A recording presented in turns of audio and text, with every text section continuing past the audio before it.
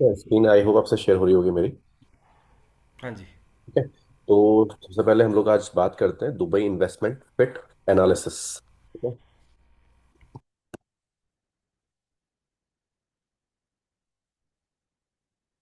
ठीक है।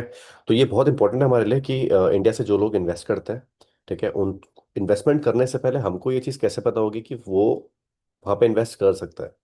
जो भी चीज़ें हम लोग उनको बताने वाले हैं, जो भी प्रोजेक्ट लेके हम उनके पास जाने वाले हैं, क्या उस प्रोजेक्ट से उनकी प्रॉब्लम वो सॉल्व हो सकती है। जो चीज़ें वो एक्सपेक्ट कर रहे हैं, इंडियन मार्केट में भी उन्होंने इन्वेस्टमेंट कर रखा होगा, बाहर की मार्केट में वो इन्वेस्ट करने के लिए क्या फिट है वो। तो काफ़ी ढेर सारी चीज़ें होती हैं इसके अंदर जो आई थिंक हमको बीइंग अ कंसल्टेंट हमको पता होना चाहिए कि हमें चीज़ें कैसे स्टार्ट करनी है। ठीक है। तो मैं आपको बहुत ही प्रीमियम एक स्टाइल आपको बताने वाला हूँ जिसमें हम लोग क्लाइंट को कभी भी सेल करने की कोशिश नहीं करेंगे। मीन्स हम लोग उसको बेचने की कोशिश नहीं करेंगे। पहले हम उसको उसको उसकी नीड आइडेंटिफाई करने की कोशिश करेंगे जब हम उससे बेसिक इंटरेक्शन स्टार्ट करेंगे। ठीक है। और हमको अपने आप को एज अ वेल्थ एडवाइजर वहां पे वो करना है। वहां पे उसको फील कराना है कि we are the wealth adviser, we are not a just a real estate broker. Because what happens जब हम लोग बड़ा पोर्टफोलियो किसी का बिल्ड कर रहे होते हैं, जो हम HNI बायर्स के साथ हम लोग बात करना स्टार्ट करते हैं, उनको प्रोजेक्ट पिच करते हैं, तो सबसे इंपॉर्टेंट चीज हमको अपने आप हमारी पोजीशनिंग होती है पहले। Before coming to the project, project से पहले हमको अपने आप को पोजीशन करना पड़ता है कि मैं उनकी किस तरीके से हेल्प कर सकता हूँ। अगर वो चीज़ हम नहीं कर पाते हैं तो कहीं ना कहीं हम लोग आने वाले टाइम में हमारी क्लोजिंग्स में या फिर हमारी मीटिंग्स में प्रोडक्टिविटी नहीं निकलती है।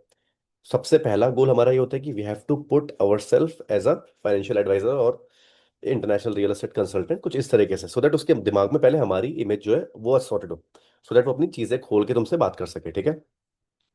उसके बाद फिर क्लाइंट का फाइनेंशियल गोल हमको समझना कि फाइनेंशियल गोल वो किस तरीके से प्लान कर रहा है। ठीक है। उसका माइंडसेट थोड़ा सा समझना कि माइंडसेट क्या है उसका, इंडिया में इन्वेस्टमेंट कर रखा है, बाहर इन्वेस्टमेंट करने के लिए वो रेडी है या नहीं है। ठीक है। उसका वेल्थ का गैप देखना। ठीक है। वेल्थ का गैप देखने का मतलब वेग जी ये होता है कि अभी अगर उसने इंडिया के अंदर इन्वेस्टमेंट कर रखे हैं तो कहाँ कहाँ कर रखे हैं, और बाहर अगर वो करता है तो उसको क्या चीज ऐसी मिल रही है जो उसको इंडिया के अंदर नहीं मिल रही है। तो वहां पे हम लोगों को दुबई को पुट करके दुबई के लॉजिक्स उसके सामने रखना है। ठीक है। कि दुबई के रूट में उनको जाके समझाना है, पहले दुबई को समझाना है, फिर हम प्रोजेक्ट बताएंगे, तो हमको ये पता होगा कि क्या क्या चीजें उसने मुझे बताई हैं और क्या चीजें हमारे पास ऐसी हैं जो उसकी वो चीजें फुलफिल करती हैं। सो that is one of the most important thing. ठीक है। उसके बाद सारी की सारी चीजें उसको सिक्योर तरीके से बताना कि कितना सेफ है, कितना सिक्योर है आपका इन्वेस्टमेंट। लास्ट में वो चीजें होती हैं जहां पे हम लोग ट्रांजेक्शन वैल्यूज की बात करते हैं कि अमाउंट कितना जाएगा, कैसे जाएगा, क्या होगा, ये लास्ट की बातें होती है। ठीक है। तो ये बहुत इंपॉर्टेंट होता है। सबसे पहले हम लोग बात करेंगे हमारा ऑब्जेक्टिव क्या होता है जब भी हम मीटिंग में जाते हैं। सबसे इंपॉर्टेंट चीज हमारा होता है ऑब्जेक्टिव। सबसे पहले हमारा मेन ऑब्जेक्टिव ये होता है कि हमको अपने क्लाइंट के सामने एज अ अपनी पोजीशनिंग अच्छी करनी होती है एक ट्रस्ट बिल्ड करने के लिए। ठीक है। ये बहुत इंपॉर्टेंट होता है भले आप कहीं भी कुछ भी करें। सबसे पहले हमको करना होता है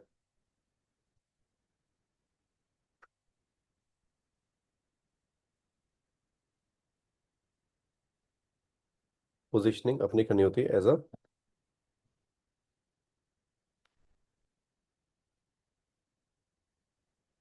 वेल्थ एडवाइजर। ये बहुत इंपॉर्टेंट है हमारे लिए, हमारी इंडस्ट्री के लिए, बिकॉज जब हम लोग बड़े बड़े लोगों का प्रोफाइल मैनेज करते हैं, फोटे मैनेज करते हैं, उनके फंड्स के बारे में उनसे बात करते हैं, तो हमारी इमेज उनके दिमाग में बिल्कुल क्लियर होनी चाहिए कि Ashutosh Arya is talking about Dubai real estate, then उसको भी ये चीज़ फील होना चाहिए कि वो एक लेजिटिमेट बंदे से बात कर रहा है, वो नोज अबाउट समथिंग, जो जिस चीज़ के बारे में बात करता है, जिस चीज़ के बारे में वो समझाता है, वो फुल्ली कन्विक्शन के साथ बताता है। जो चीज़ उसको पता नहीं होती है वो चीज़ में वो फेक प्रोमिस नहीं करता। So that is one of the most important thing which I have learn in my sales career, कि जब हमको लॉन्ग लास्टिंग में सक्सेस चाहिए होती है, लंबे समय में सक्सेस चाहिए होती है, तो बहुत से लोग क्या होते हैं ना, सेल्स के चक्कर से कभी कभी बहुत झूठ भी बोल देते हैं। बट क्लाइंट बेवकूफ नहीं होता, क्लाइंट को कहीं ना कहीं से पता चलता है, हो सकता है उस समय वो ना बोलता हो, बट वहां पे उसके दिमाग में ये चीज क्लियर हो जाती है कि ये मेरा काटने के लिए आया है, मतलब इसको सिर्फ पैसों से मतलब है।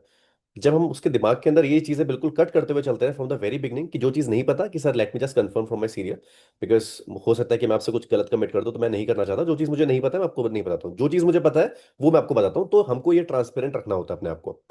ठीक है। इतना ब्लंट नहीं बोलना होता, बट थोड़ा आराम से बात करते हुए, चीजों को समझाते हुए, घुमा घुमा के थोड़ा सा उसको बताना होता है, सो दैट उसको पता चल सके। ठीक है। इससे सबसे इंपॉर्टेंट चीज क्या होती है जो हमको करनी होती है, ट्रस्ट बिल्डिंग। और एक बार जब ट्रस्ट बिल्ड हो जाता है उसके बाद बायर आपको अपनी चीजें बतानी स्टार्ट करता है कि मेरा क्या रहा, मैं कहाँ पे हूँ अभी और मुझे कहाँ पहुंचना है। ठीक है, ये तीन चीजें आपको पता चल जाती है कि वो कहाँ पे था, कहाँ से उसने अपनी जर्नी स्टार्ट करी, अभी वो कहाँ पे है और अभी वो कहाँ जाना चाहता है। ये चीजें जब वो आपसे शेयर करने लग जाएगा तो फिर आप समझ लीजिए फिर आपका काम आसान हो जाता है इसके बाद।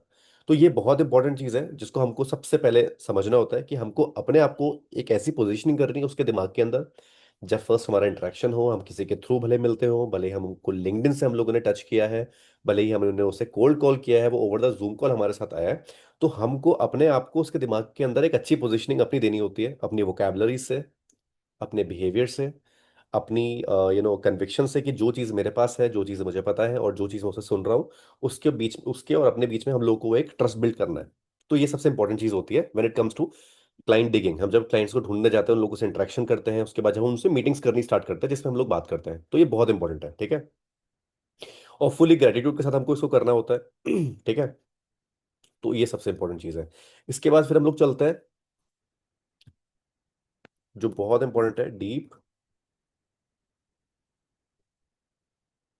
Deep discovery questions. अब डीप डिस्कवरी क्वेश्चन से आपको समझ में आ रहा होगा विवेक जी कि डीप डिस्कवरी क्वेश्चंस क्या होते हैं, कि हम जिस क्लाइंट से बात कर रहे हैं हमें उसके अंदर से क्या क्या बातें निकलवानी है।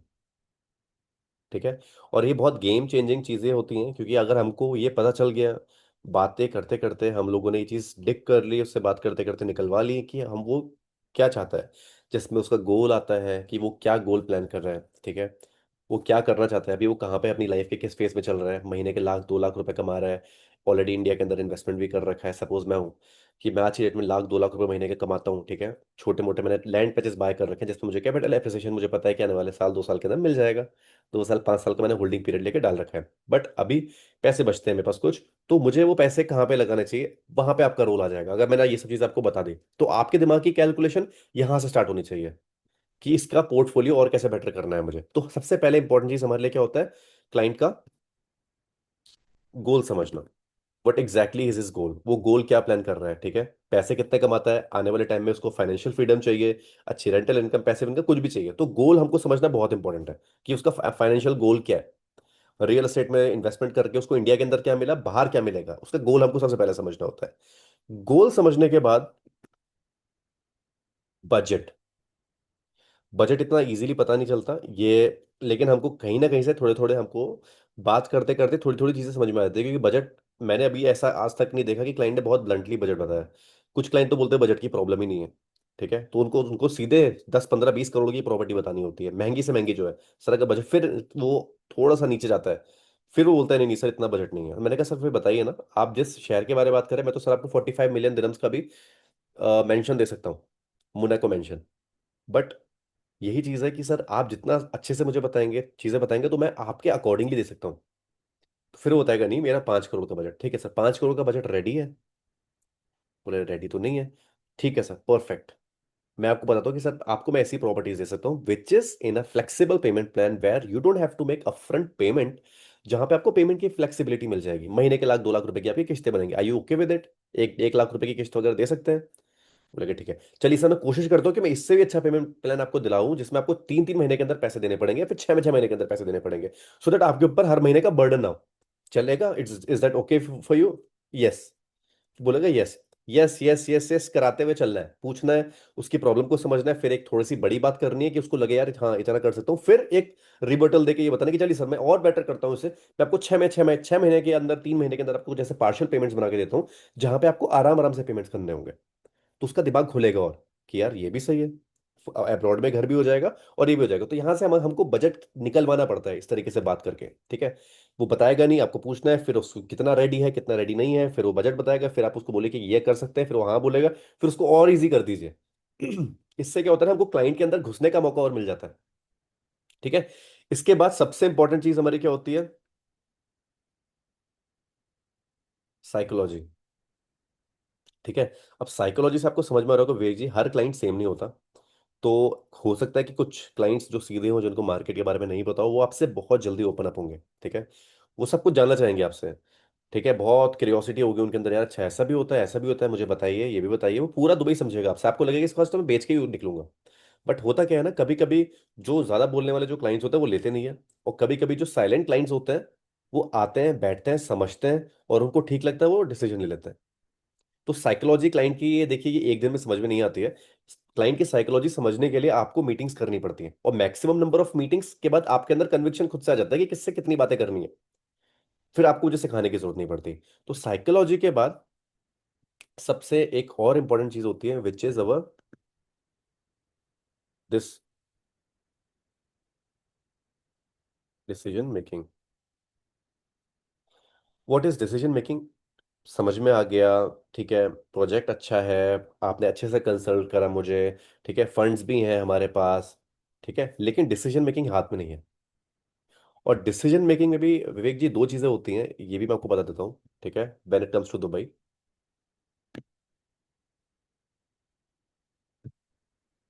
चलो डायरेक्टली बोलता हूँ। First one is your investor mindset, ठीक है, and second one is your self use, ठीक है। When it comes to investor mindset के अंदर अच्छी चीज पता है वो क्या होती है? जो इन्वेस्टर्स होते हैं आपके, इनको ना, इनके हाथ में डिसीजन मेकिंग्स होती हैं, क्योंकि फंड्स को मैनेज कर रहे होते हैं। इसमें इनकी वाइफ का इन्वॉल्वमेंट, ज्यादा लोगों का इन्वॉल्वमेंट नहीं होता। तो दुबई की मार्केट में सबसे अच्छी चीज पता है कि आपको इन्वेस्टर माइंडसेट वाले लोग ज्यादा मिलेंगे, ठीक है। हो सकता है वाइफ से बोले कि मैं एक इन्वेस्टमेंट देख रहा हूँ, वहाँ पे घर खरीद रहा हूँ, बट मोस्ट ऑफ द उनका जो उनका गोल क्लियर होगा स्टार्टिंग से, आपको पता है गोल क्या है, ठीक है। सेकंड चीज आपका आता है self use. When it comes to self use, तो वहां पे बच्चे भी इन्वॉल्व होते हैं, दादा भी इन्वॉल्व होते हैं, चाचा भी इन्वॉल्व होते हैं, पूरे खानदान से भी लोग पूछते हैं कि मैं ले रहा हूँ नहीं लेना चाहिए, पूछ तो अपनी कम्युनिटी में लोग पूछते हैं जो क्लोज होते हैं। तो उसमें हमारी डिसीजन मेकिंग ना हमारे हाथ में नहीं होती है, ये स्ट्रेच होता रहता है लंबा बहुत, ठीक है। बट दुबई के अंदर एक चीज अच्छी ये है कि वहां पे जो लोग खरीद रहे होते हैं, तो वो लोग ना ज्यादा, वो लोग थोड़े से वैसे होते हैं, वो ज्यादा अपने सर्किल से पूछने पाछने वाले नहीं होते हैं। बट इसमें भी ना, वाइफ से पूछ के बताऊंगा, एक बार वाइफ को लेके आऊंगा, देखूंगा, उसके बाद अगर सही लगेगी तो मैं दो तीन प्रॉपर्टीज और दिखाइए मुझे, तो इसमें थोड़ा सा टाइम ज्यादा लग जाता है। ये दो चीजें होती हैं वहां पे। एक है डिसीजन मेकिंग के अंदर आपका इन्वेस्टर जो आपको होगा, इसका इन्वेस्टमेंट का माइंडसेट होगा, उसको आपको सिर्फ फैक्ट्स एंड फिगर, एक पेपर में प्रॉपर्टीज बेच सकते हो उन्हें आप। उनके लिए सिर्फ आपको एक पेपर और एक पेन चाहिए। उनको कैलकुलेशन समझाओ, उनको दुबई का नक्शा समझाओ, उसके बाद उनको बिल्डर के नाम गिनाओ, बिल्डर के नाम पे लोकेशन दिखाओ, लोकेशन के बाद प्रोजेक्ट के बारे ऊपर आओ, प्रोजेक्ट की कनेक्टिविटी, कितना कैपिटल एप्रिसिएशन, क्या पेमेंट प्लान है, क्या इन्वेस्टमेंट स्टार्ट है, बस एक कागज चाहिए बस। विद इन अ पेपर आप पूरी डील क्लोज करके निकल सकते हैं वहां से इन्वेस्टर के साथ। सेल्फ यूजर के साथ थोड़ी सी प्रॉब्लम्स होती हैं। तो ये है, ठीक है। एंड मोस्ट, एक चीज और है इसके अंदर, दो चीज मैं और ऐड करूंगा। रिस्क एपिटाइट, ठीक है। क्योंकि बहुत से लोग जिनको नए होते हैं वो आते हैं, उनके अंदर क्या होता है ना, कि डर होता है, ठीक है। और इंटरनेशनल इन्वेस्टमेंट करने के लिए कहीं ना कहीं आप ये मान के चलिए, एक माइंडसेट होता है जो अपनी बाउंड्रीज को ब्रेक करके हिंदुस्तान के बाहर पैसा भेज रहा है, तो जिगर चाहिए उसके लिए। पहला तो ये एक माइंडसेट चाहिए, एक पता होना चाहिए यार कि वहां की लाइफ क्या है और इंडिया की लाइफ क्या है। जब उसके दिमाग के अंदर एक वो होता है ना, कि यार इंडिया के बाहर करूंगा तो मुझे क्या मिलेगा, and when it comes to India, India के अंदर मुझे क्या मिल रहा है। तो एक रिस्क एपिटाइट जो होता है ना एक इन्वेस्टर का, उस पर भी बहुत चीजें डिपेंड करती है। आपको मार्केट में ऐसे बहुत ढेर सारे लोग मिलेंगे जिनकी रिस्क एपिटाइट अच्छी नहीं है, मतलब पैसा तो है लेकिन रिस्क नहीं ले सकते कि इंडिया के बाहर कर दूं, कल को कुछ मेरा घर मिले ना मिले, और मैं कल जा पाऊं ना जा पाऊं, कल को कुछ मेरा घर कब्जा हो जाए। तो ये माइंडसेट लोगों के रहने वाले हैं। तो आपको हमेशा एक बात याद रखना है, ऐसे लोग जिनकी रिस्क एपिटाइट ठीक है, मतलब उनको फर्क नहीं पड़ता, वो दुबई विजिट भी कर सकते हैं, 3 साढ़े 3 घंटा दूर है, कोई दिक्कत नहीं है, आने वाले टाइम में फ्यूचर गेटवेज मेरे लिए ओपन होंगे। तो ऐसे लोगों को आपको टारगेट करना है जिनकी रिस्क एपिटाइट ठीक है, जो बाहर जा सकते हैं, देख सकते हैं, इन्वेस्टमेंट करने में कोई दिक्कत नहीं है, कैश भी है, कैश में भी बात करेंगे आराम से आपसे, डर जो डरते वरते ना हो। बिकॉज वहां की मार्केट में रिस्क एपिटाइट का मेरे कहने का मतलब आपको क्या है, क्योंकि यहाँ पे कैश भी इन्वॉल्व होता है। तो बहुत से लोग बात ही नहीं करते हैं, इसलिए हमको क्लाइंट से खुलना घुलना मिलना, it's very very important. Because वहां पे जो करने वाले लोग हैं ना, जब वो तभी खुलते हैं आपके साथ जब आपके पास नॉलेज होती है, जितना मैंने देखा है अभी। वो खुल के आपसे तभी बात करेंगे जब आपके पास नॉलेज होगी, वरना ऐसे थोड़ी ऊपर ऊपर की बातें करेंगे और निकल जाएंगे। बट जहां वो इंटरेस्ट ले रहे हैं, तो आपको समझना है उनके इंटरेस्ट से कि क्वेश्चंस कैसे आ रहे हैं वहां से। कितने फंड्स मैनेज कर देंगे, ठीक है, क्या प्रॉपर्टीज ऑप्शन है हमारे पास, कैसे पैसा जाता है, ये सब क्वेश्चंस पूछेंगे आपसे। और जब वो आपसे ये क्वेश्चंस पूछने लग जाएंगे, तो समझ लीजिएगा इंसान थोड़ा सा ठीक है, थोड़ी अच्छी कंसल्टेशन इसे दे सकते हैं। इससे मीटिंग्स अगर ज्यादा लाइनअप करेंगे, एक दो अच्छे सेशंस स्ट्रोक देंगे इसे हम लोग, और हमारा काम हो जाएगा। तो रिस्क एपिटाइट दुबई के अंदर one of the most important चीज है। आज दुबई के अंदर इतनी सब चीजें और सिनेरियो इस तरीके से चल रहे हैं, बट स्टिल इन्वेस्ट करने वाले करेंगे। बिकॉज दे नोस कि हो सकता है 1 महीना, 15 दिन, 20 दिन थोड़ा सा ऊपर चीजें ऊपर नीचे रहे, 1 आध महीने के अंदर सब चीजें सही हो जाएंगी। बट उसके बाद पता है कि वहाँ की मार्केट जिस तरीके से मूव कर रही है, इन्वेस्टर्स वहाँ पे कर रहे हैं, क्योंकि पूरा दुबई रियल एस्टेट के ऊपर डिपेंडेंट है इस समय। ठीक है। तो ये थोड़ा सा रिस्क एपिटाइट है वहाँ पे। ठीक है। तो ये सारी की सारी चीजें हैं जो आपको मिलेंगी। अपार्ट फ्रॉम ऑल दिस,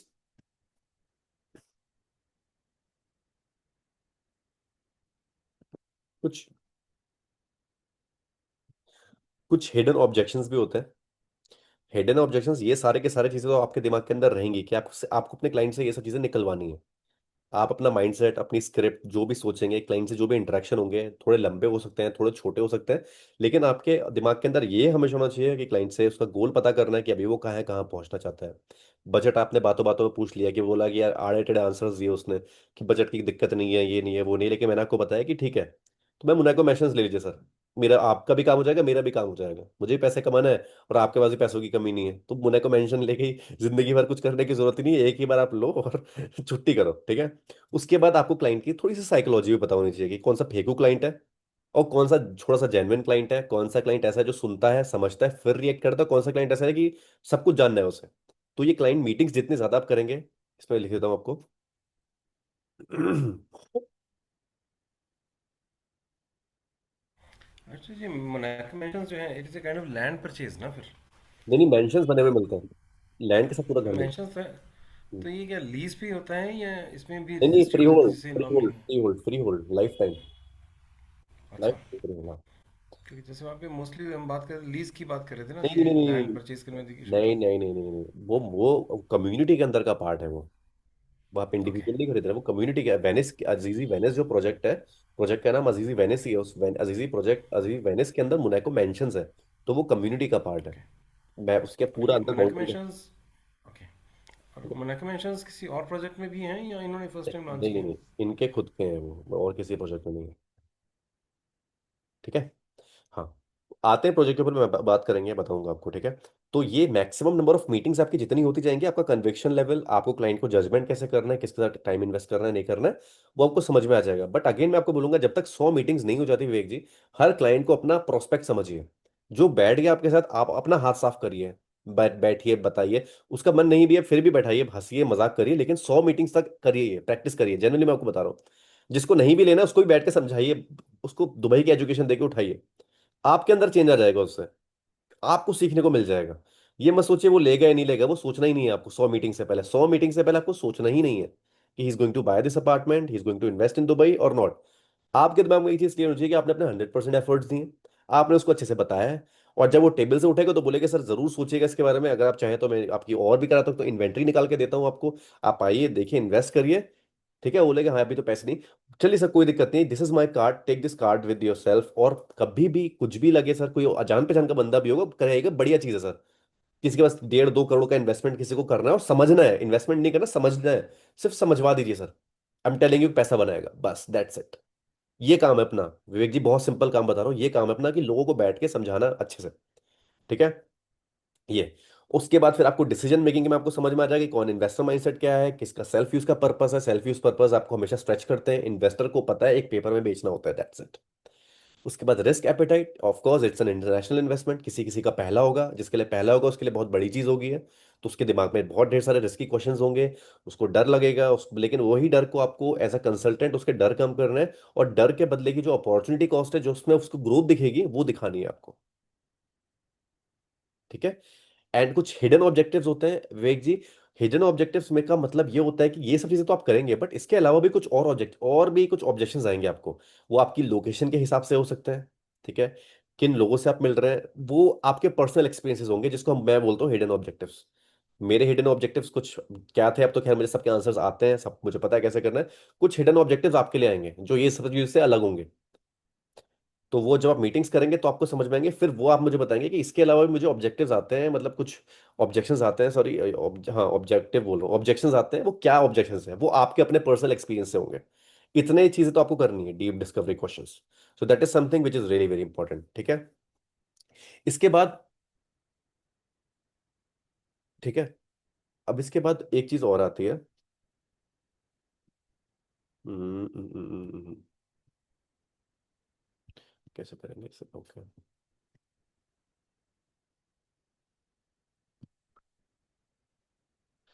अब इसको हम लोग कैटेगरी में डिवाइड करते हैं, deep deep deep discovery questions को। नहीं, छोड़िए, इसको हटाइए।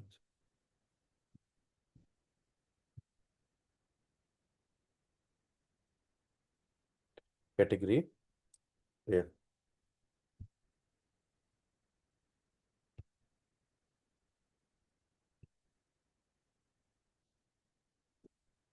ठीक है। अब कैटेगरी ए के अंदर हमारा आता है कि गोल क्लियरिटी। ठीक है, गोल क्लियरिटी हमारे लिए सबसे इंपॉर्टेंट है। ठीक है, तो गोल क्लियरिटी के अंदर हमारा क्या चीज आती है सबसे पहले, कि वो इस समय अभी उसका प्राइमरी गोल क्या है। Primary goal in the sense उसको पैसिव इनकम का टारगेट है, कि उसको एक पैसिव इनकम चाहिए, जो वो काम कर रहा है जहां पे वो कर रहा है वो चीजें तो ठीक चल रही हैं, बट उसको वहां से एक अच्छा, एक किसी दूसरे सोर्स से उसको अच्छी एक रेंटल इनकम का टारगेट है, जहां से उसको 1 लाख 2 लाख रुपए का महीने का भाड़ा आता रहे, सो दैट उसकी लाइफ में जो काम कर रहा है उसने उस काम से जो पैसे कमाए उसको कहीं लगा दिया, वहां से महीने के उसको रिटर्न आ रहे हैं। ठीक है। दूसरा, मैं आपको लिख के बताता हूँ।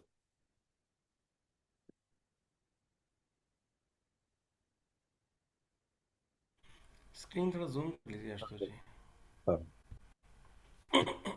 Passive rental income. Passive rental income से आपको समझ में आ गया कि जहां पे उसने इन्वेस्टमेंट कर रखा है, जो वो कर रहा है, जहां से उसने कमाया है, उसके बाद उसने उस कैपिटल को किसी जगह लगा दिया जहां से उसको हर महीने के रेंटल्स आते हैं, सो दैट उसकी लाइफ जो है स्मूथली चलती रहे, उसको कुछ टेंशन लेने की जरूरत ना हो। सेकंड चीज हमारी होती है जिसमें हमको पता होना चाहिए कि उसके इन्वेस्टमेंट का पर्पस क्या है।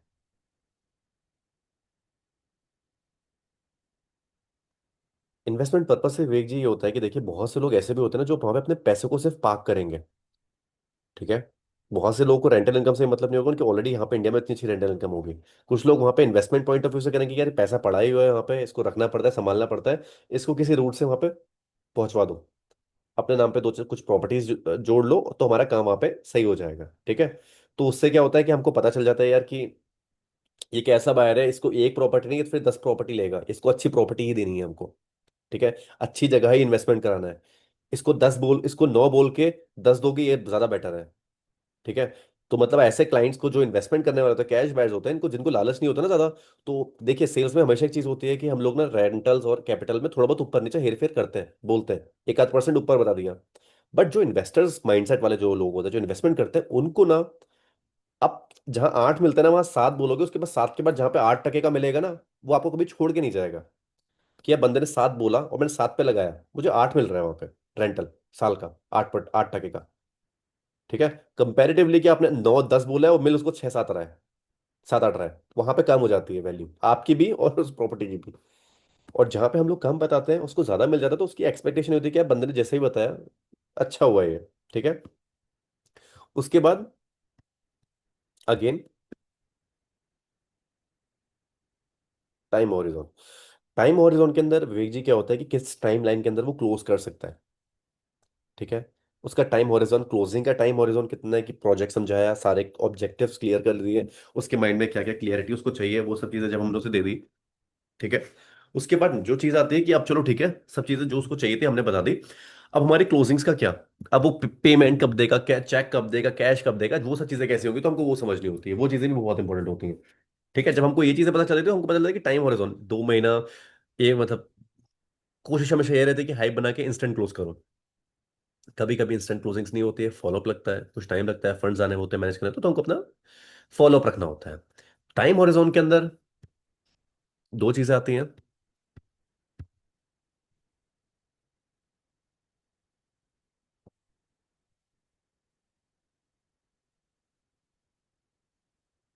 क्लोजिंग हॉरिजॉन कितने दिन में करने वाला है, फॉलोअप लगने वाला है या क्या। और दूसरा आ जाता है टाइम हॉरिजॉन के अंदर expectation on investment. Expectation on investment से मतलब ये है कि उसको किस टाइम, उसका जो गोल था कि उसको महीने का कितना चाहिए, 1 लाख 2 लाख महीने का रेंटल इनकम चाहिए या कुछ भी चाहिए, तो वो उसकी एक्सपेक्टेशंस है, जिसके बेसिस पे वो इन्वेस्टमेंट कर रहे हैं यहाँ पे। पहला हमारा टाइम हॉरिजॉन होता है कि उसको जल्द से जल्द पहले क्लोज करना है, क्लोज करने के बाद ही सब चीजें स्टार्ट होंगी जो समझाई हैं हमने। ठीक है, सेकंड चीज फिर हमारी ये होती है कि जो उसने इन्वेस्टमेंट करा है और जो कमिटमेंट्स हम लोगों ने करे हैं, जो डेवलपर की तरफ से हमने करे हैं कि ये मिलेगा ये मिलेगा, 30% का कैपिटल एप्रिसिएशन बनाएंगे, 50% का 50-50 का पेमेंट प्लान है, और आपको रेंटल्स आने तब से स्टार्ट हो जाएंगे, तो उसके दिमाग में ना एक एक्सपेक्टेशन भी होती है। इन्वेस्टमेंट कर दिया, प्रोजेक्ट समझ लिया, अब रिटर्न्स कब से आने स्टार्ट होंगे। तो ये उसके दो टाइम हॉरिजॉन्स होते हैं। पहला, जो हमको हमारे लिए टाइम हॉरिजॉन बहुत इंपॉर्टेंट होता है कि हमारी क्लोजिंग्स हो and will get our commission on time, और बायर के पास उसकी प्रॉपर्टी पहुंचे। That is our first goal. Second goal, जो हम लोगों ने कमिटमेंट्स करे हैं उसको वो चीजें कब से मिलनी स्टार्ट होंगी। तो जब हम उसका गोल क्लियरिटी करते हैं तो हमको पता होना चाहिए कि क्या है। ठीक है। तो उसका प्राइमरी गोल, इससे सबसे पहले मैं एक एक और ऐड करता हूं उसमें। हाँ, प्राइमरी गोल बोलते हैं। तो हमारा प्राइमरी गोल जो जिससे हमारी उससे बात स्टार्ट हुई है, वो प्राइमरी गोल हमको पता होना चाहिए, जो हमको पूरा फुलफिल करना है। सो ये गोल क्लैरिटी के अंदर सबसे इंपॉर्टेंट चीज होती है। ठीक है। तो बहुत से लोगों का वेल्थ क्रिएशन होगा, बहुत से लोगों का प्राइमरी पर्पस ये होगा कि एक पैसिव इनकम चाहिए। बहुत से लोग अपना प्रोफाइल डाइवर्सिफाई करना चाहते हैं, इंडिया के अंदर ऑलरेडी बहुत इन्वेस्टमेंट कर दिया है लेकिन अब बाहर की कंट्रीज में करना चाहते हैं। तो इस तरीके से कुछ क्वेश्चंस आपको मिलेंगे, जो आपको क्लाइंट से मिलने हैं, बात करना है, बैठने समझने, और आपको पता चल जाएगा कि ये तीन कैटेगरीज में से कौन सा क्लाइंट आपका होने वाला है। ठीक है। और आने वाले 2 3 5 साल के अंदर उस वो यहाँ तक कैसे पहुंचने वाले हैं, वो सारी की सारी चीजें हम लोग उनको बताते हैं। ठीक है। एंड देन फिर हमारा आता है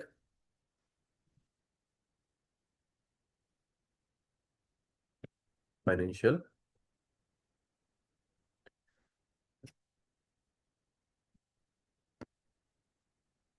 फाइनेंशियल पोजीशनिंग। ठीक है। फाइनेंशियल पोजीशनिंग के अंदर हमारा क्या होता है कि सबसे इंपॉर्टेंट है कि अभी वो करंट इन्वेस्टमेंट कितने का करने वाला है। ठीक है। फाइनेंशियल पोजीशनिंग का मतलब ये है कि उसके फाइनेंसेस को जानना हमें। ठीक है।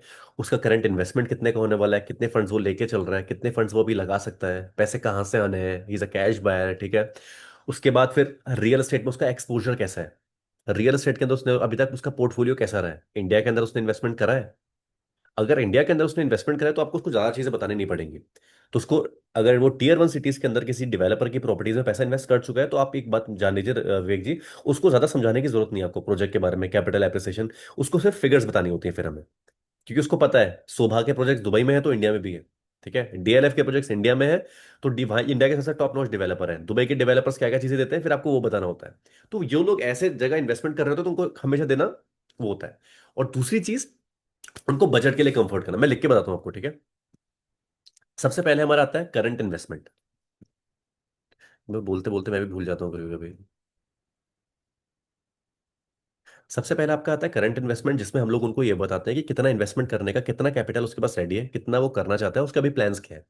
ठीक है। ये अगर जब हमको पता होता है तो हमको क्लियरिटी मिल जाती है, इसको पेमेंट प्लान क्या दे सकता हूं मैं, इसको प्रोजेक्ट कौन सा प्रोजेक्ट इसके लिए बेस्ट रहेगा जहां पे ये पेमेंट प्लान भी इसको मिल जाए इसके हिसाब से, पैसा इसके पास इतना रेडी है, कैश पायर है, लोन पे लेगा क्या नहीं लेगा, ये सब चीज हमको पता होनी चाहिए कि करंट उसकी फाइनेंशियल सिचुएशन कैसी है और करंट इन्वेस्टमेंट कितने का देख रहा है। ठीक है। सेकंड चीज, रियल एस्टेट एक्सपोजर।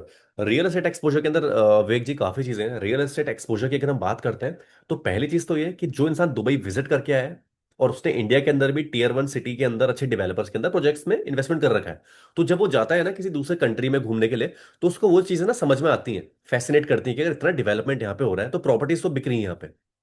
ठीक है। तो उसका रियल एस्टेट एक्सपोजर जो उसने इन्वेस्टमेंट करके बिल्ड करा है और कंट्रीज विजिट करके करा है, जो इंसान ने रियल एस्टेट के अंदर इंडिया के अंदर इन्वेस्टमेंट कर रखा है टीयर 1 सिटीज के अंदर। ठीक है। बहुत से लोग होंगे आपके शहर के अंदर भी जो नोएडा, गुड़गांव, अहमदाबाद, पुणे, मुंबई के अंदर करते होंगे, फॉर श्योर करते होंगे, तो उनको पता है कितना रेंटल्स मिलता है, क्या मिलता है, और कैसा पूरा का पूरा पोर्टफोलियो बिल्ड करना होता है।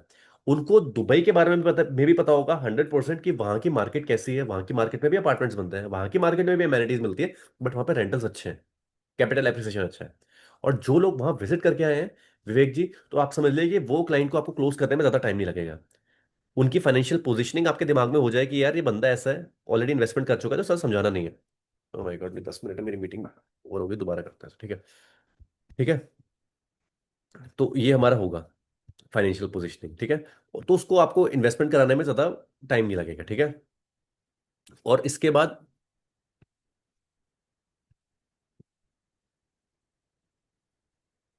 Budget comfort.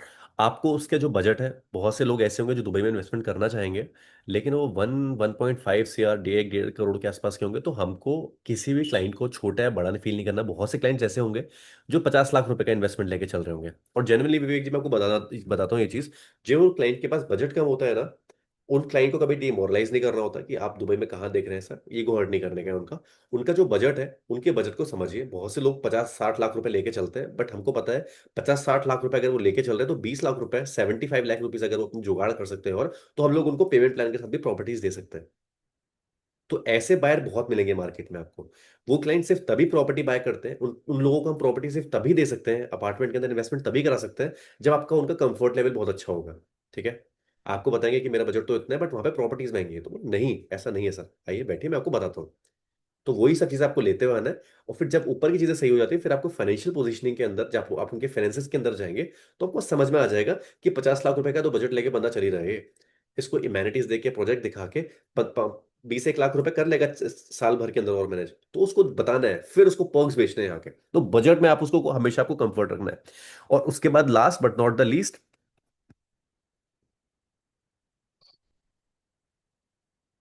Payment references.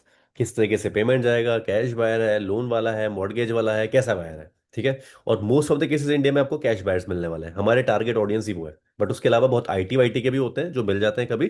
तो आपको ये सारी की सारी चीजें फाइनेंशियल पोजीशनिंग के अंदर आपको मिल जाती है। ठीक है। तो यही सब चीजें होती हैं, मतलब यही सारी की सारी चीजें होती हैं। ठीक है। जो आपको फाइनेंशियल पोजीशनिंग के बाद आपको करनी होती हैं, मतलब फाइनेंशियस आपको जानने क्लाइंट के लिए बहुत इंपॉर्टेंट है। जब तक आपको ये चीज़ें नहीं पता होती क्लाइंट के बारे में, तब तक आप थोड़ा सा डाइसी हो जाते हैं यहाँ वहाँ, कि क्या देना है क्या नहीं देना है। फिर हम एक ही चीज़ को, स्क्रिप्ट को बार बार दौड़ाते रहते हैं। ये सब चीज़ें जब हमारे दिमाग के अंदर होती हैं, तब हम ना क्लाइंट के साथ खेलते हैं। ठीक है। हम ना एक फ्लो में चलते हैं विवेक जी। हमेशा एक बात याद रखिए, ये फ्लो ना बहुत मुश्किल से बनता है। ये फ्लो बनाने में आपको लग जाएंगे कम से कम 50-60-100, मतलब 50-60 मीटिंग्स करने के बाद ये फ्लो में से कुछ कुछ चीजें मिस होंगी आपकी। बट क्लाइंट, जब ये फ्लो बन जाएगा ना आपको, तो आप क्लाइंट को ड्राइव कर रहे होंगे। जब एक बार क्लाइंट आपसे बैठ गया टेबल पे, तो आप क्लाइंट को ड्राइव करना सीख जाएंगे। आपके दिमाग में पता होगा कि आप क्या क्या क्या नेक्स्ट स्टेप क्या है आपका। और जेन्युइनली मैं आपको बता रहा हूँ, जिन जो लोग दुबई की मास्टर करते हैं ना सेल्स, मैंने उनसे ये चीजें सीखी हो, मैं आपको बता रहा हूँ। ठीक है। तो ये चीजें आपके दिमाग में जब बैठ जाएंगे, तो आप क्लाइंट को ड्राइव करेंगे, क्लाइंट आपको ड्राइव नहीं करेगा। ठीक है।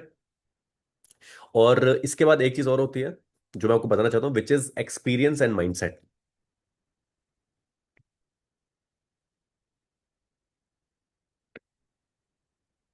एक्सपीरियंस एंड माइंडसेट के अंदर विवेक जी देखिए, आपको समझ में आ रहा होगा। एक्सपीरियंस का मतलब ये होता है कि सबसे पहले कभी उन्होंने कोई इंटरनेशनल कंट्री ट्रैवल करी है इन्वेस्टमेंट करने के लिए, या फिर ऐसे घूमने के लिए। ठीक है।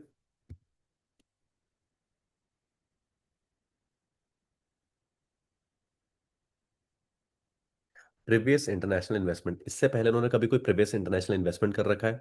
ठीक है। अगर नहीं कर रखा है, इट्स ओके, कंट्री विजिट करिए, ये भी पूछ सकते हैं। ये पूछना बहुत इंपॉर्टेंट होता है, सो दैट हमको क्लैरिटी मिल जाती है कि वो पहले कभी विजिट करके आए हैं, कभी उन्होंने पहले कुछ इन्वेस्टमेंट कर रखा है। सेकंड,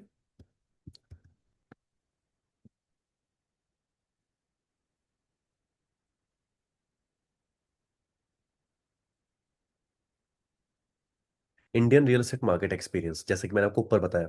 अगर बाहर नहीं करा है, लेकिन इंडिया में अगर किसी टीयर 1 सिटी के अंदर इन्वेस्टमेंट कर रखा है, टीयर 2 सिटी के अंदर कर रखा है, तो उनको रियल एस्टेट का कुछ एक्सपीरियंस है कि रियल एस्टेट को क्या चीज़ें दे सकता है उनकी वेल्थ बिल्डिंग करने में। क्योंकि हम एक वेल्थ एडवाइजर है, तो हमारे लिए ये सब चीज़ें पता होना हमारे लिए बहुत इंपॉर्टेंट है कि उन्होंने, अगर उनके एक्सपीरियंसेस क्या है इस इंडस्ट्री को लेकर, जहाँ पे करा है। बहुत से लोग बोलेंगे मेरा पैसा डूब गया, मेरे बिल्डर ने बना के नहीं दिया।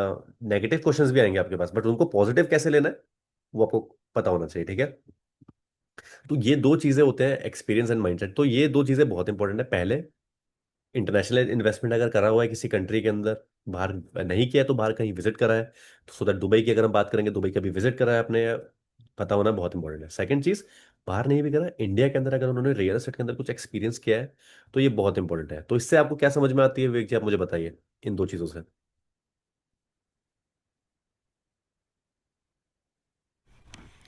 अगर उन्होंने इंडिया में इन्वेस्ट किया तो ऑब्वियसली उनका बेसिक्स तो पता ही है इन्वेस्टमेंट्स के ना। ठीक है ना। और माइंडसेट भी है, रिस्क एपेटाइट भी है। जो फर्स्ट टाइम इन्वेस्टर होगा वो तो बहुत ज़्यादा स्केप्टिकल भी हो सकता है, डाउटफुल भी हो सकता है। अनटिल अनलेस कि, जैसे मैंने अभी कुछ एक बिजनेसमैन यहाँ से दुबई का मेरे स्टेटस देखे जिनसे बात हुई हम्म। Previously, not now. तो वो लोग क्या कहते हैं कि अपने ही सिटी में इन्वेस्टमेंट करना पसंद करते हैं। कहीं कोई शॉप ले ली, या स्टोरेज के लिए ले लिया, या बिजनेस कोई कर रहे हैं, कोई इनके मिल है तो उसके साथ कोई कंपाउंड वॉल के साथ मिलती जगह है तो वो प्रेफर कर ली, या जहाँ पे उनका बिजनेस है, रेजिडेंस है, उसके नज़दीक कोई कमर्शियल प्रॉपर्टी ले ली उसको रेंट पे देने के लिए, मतलब ऐसा माइंडसेट वो रखते हैं। बिल्कुल बिल्कुल, बहुत तो बढ़िया। हाँ, तो इंटरनेशनल इन्वेस्टमेंट का तो ऑब्वियसली जिनका ट्रैवल रहता है तो ऑब्वियसली उनके लिए फिर चीज़ें थोड़ी आसान हो जाती हैं जब उनके रिलेशन होते हैं। जैसे भी किससे गुजरात की बात चली, तो जब डलेरा का लास्ट ईयर कर रहे थे हम्म।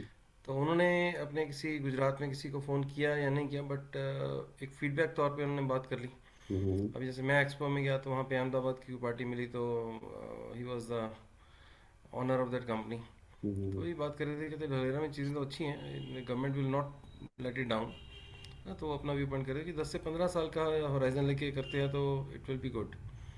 तो इनिशियली अभी तो आज नहीं है वहाँ ज़्यादा कुछ, इन्वेस्टमेंट करने के लिए अच्छा है। ठीक है। विवेक जी, ऐसा करता है, मैं मीटिंग स्टॉप कर रहा हूँ एंड अगेन एक मैं दोबारा से इस लिंक को ज्वाइन करिएगा आप, ठीक है? मेरा मेरा ठीक सेशन है, ठीक खत्म है। हुआ है, ठीक है, एक सेकंड रुकिए। Right, sure.